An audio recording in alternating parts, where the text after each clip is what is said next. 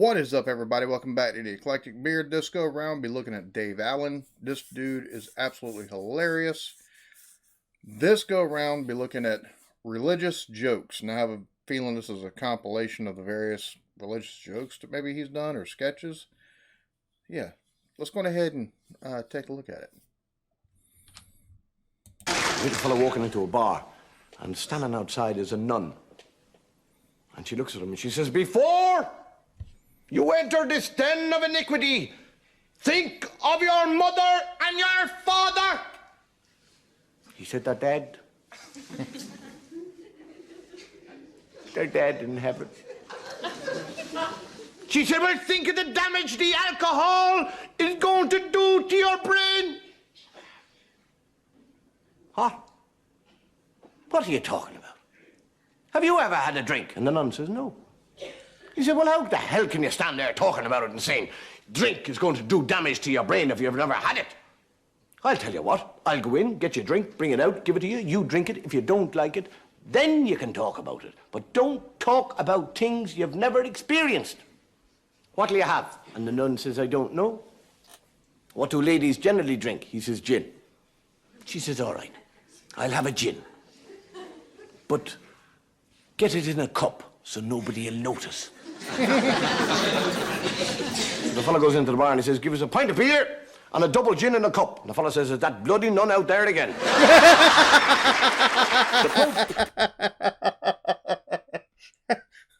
Oh, she running a scam. It's a bloody nun. Discussing the existence of God with an out-and-out atheist. Starts off very correctly, discussion. And as the hours go by, it gets more and more heated, and eventually the Pope turns to the man and he said, "The mom! Get the mom! And you, come here. You are like a man who is totally blindfolded in a dark room looking for a black cat that is not there." The fellow said, "With all respect, Your Holiness, I think there's great similarity between us both." He said, "What do you mean, similarity?" He said, "Well, as far as I'm concerned, you are like a man who is blindfolded in a totally dark room looking for a black cat that isn't there. The only difference is that you found it."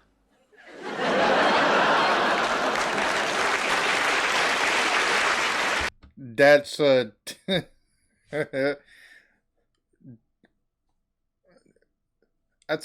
that's a pretty intelligent joke right there. I like that one a lot. That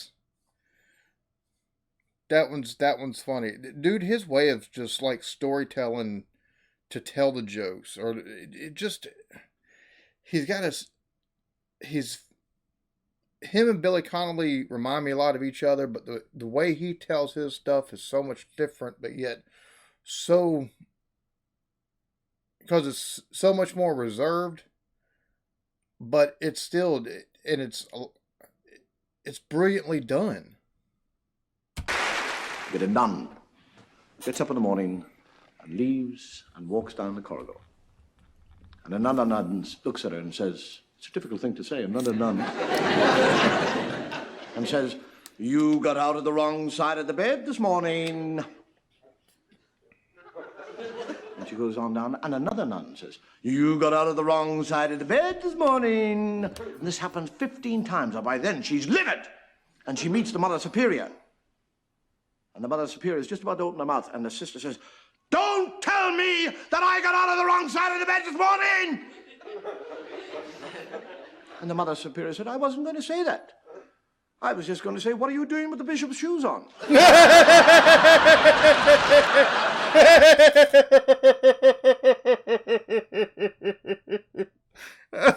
Oh my God. Oh my God. Nun's not supposed to be, relations and not. What are you doing with the bishop's shoes on? Maybe she slept in the wrong bed.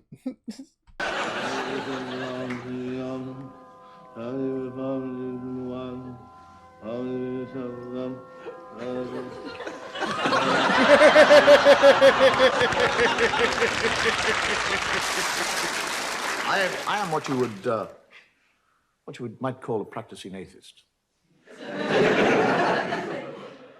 I'm quite happy to be an atheist because I think actually God likes atheists better. We never ask him for anything. We're not bothering him all the time saying, oh, God, please help me, I want this thing.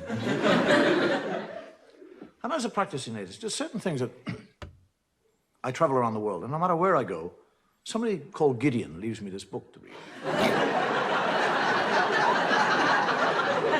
It's an Irish book because it says it all began at the beginning.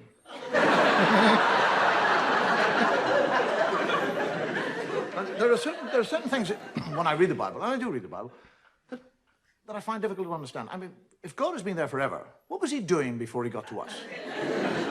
I mean, what was he out there doing? Was he sitting there going, bored today, what'll I do? I mean, suddenly from nowhere, he suddenly decided to create a world. I'll make a world, that's what. Make a world, yes, that's what I'll do.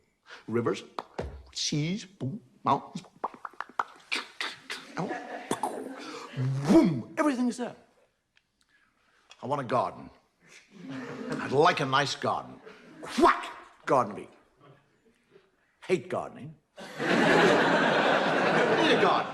Ah, gardener, spit and dust. Adam. Hey! And he, Adam, never once says, where in the name of God did I come from? I mean, he's 40 years of age. He has no child, and he has no recall. He doesn't say, how did I get here? But he's quite happy. He just kind of trundles around the garden, working away. And God is looking at him. And he sees that Adam is happy.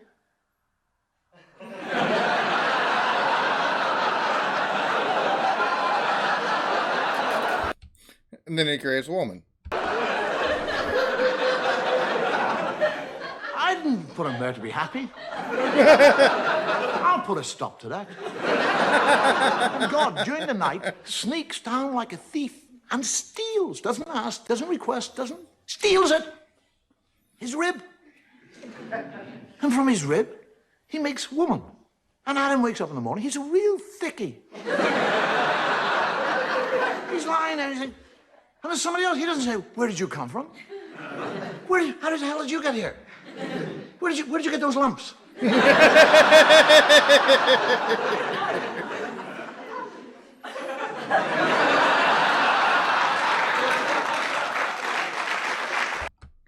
He probably just dove right in. Just, you know.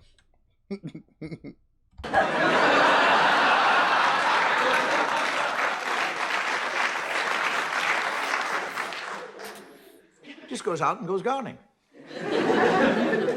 And God comes down and has a conversation with Eve and tells her that she can eat of any fruit in the tree in the whole garden with the exception of one fruit tree. He's talking to a woman. He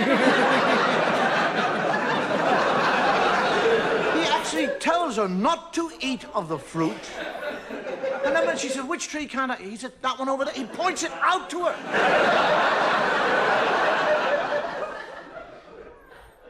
And when he goes and hides, and she sneaks up to the tree, and a snake comes down and has a conversation. A snake. Now, if I see a snake, I'll back off. One starts talking, I'll crap myself.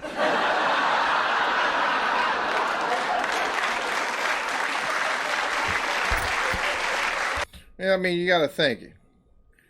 You know, first time thing, talking to a woman. How do they know what to expect? And the snake actually convinces her to eat the apple. And she eats the apple. And when she eats the apple, she learns shame. That's what happens when you eat apples. Now, she's not ashamed that she's disobeyed God or that she's eaten the apple. She's ashamed of one part of her body. That's all. She becomes ashamed of that area of the body. Now, why that area? Why not her elbow? Her nose. Do you actually realize that if Eve had been ashamed of her nose, every woman in the world now would be ashamed of your noses? You'd all be sitting here tonight with little nose knickers on.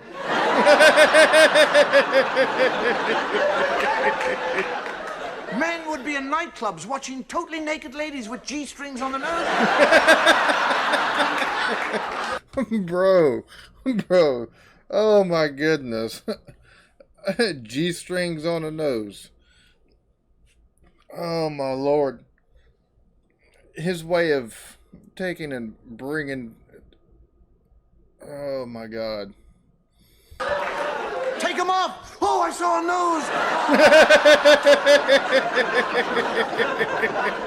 And this is the book. This is the book that you'll go into court and place your hand upon.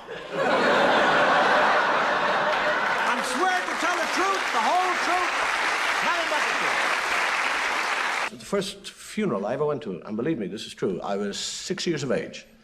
And as they lowered the box into the ground, the priest said, "In the name of the Father, and the Son, and the Holy Ghost." And I, for years... Okay, I think I've heard this one because the Father, the Son, and then the Holy Ghost. My buddy Blake still, from time to time, will take and do the whole thing, but he does the Father, the Son, and then the Holy Ghost. Because he loved this one. He loved that joke so much. Oh, it's my chair. I don't know what's going on with my chair. I don't want to seem to hold the pressure. Used to bless myself and say, "In the name of the Father and the Son, and into the Holy Ghost."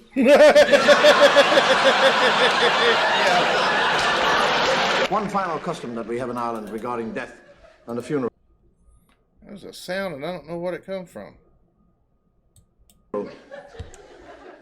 is that only one person who is buried in a graveyard can go to heaven. Restart that joke. One final custom that we have in Ireland regarding death and the funeral is that only one person who is buried in a graveyard can go to heaven. Do you draw straws on that one? Which basically means if two people are buried in the same graveyard on the same day, the last one in has got to wait till tomorrow. So can you imagine what would happen if one funeral met another funeral going to the same graveyard? Oh, I love. Okay, I've reacted to this before. This one right here. I love how there's so much stuff from him that you could take and separate stuff to make so many different videos. Like this cat was just genius.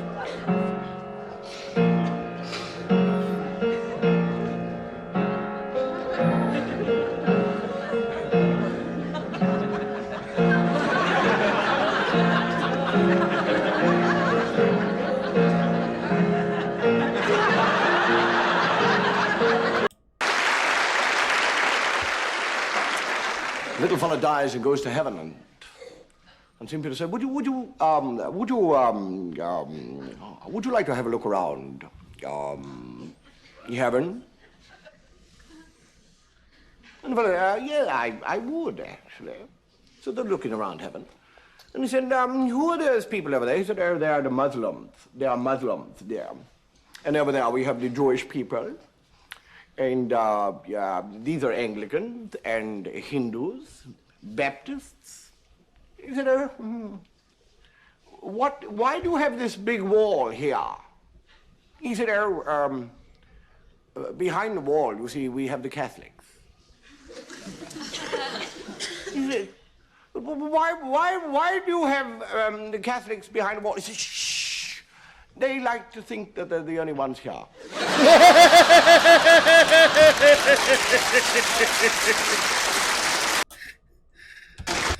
Oh, there we have it. Dave Allen, religious jokes. Oh my goodness. Oh my goodness. Some of those in there I'd already heard, but it's still funny to hear him. This damn chair. Some of these I've already heard. At least there's like 3 of them that I've already heard because, like I said, it's crazy. He's got so much stuff you could break it up into individual videos. Dude's masterful. He's hilarious. He gets you. He's so funny. Y'all got such good comedians over there. Yeah. Love watching this. Y'all be good to each other. Love yourselves. Peace.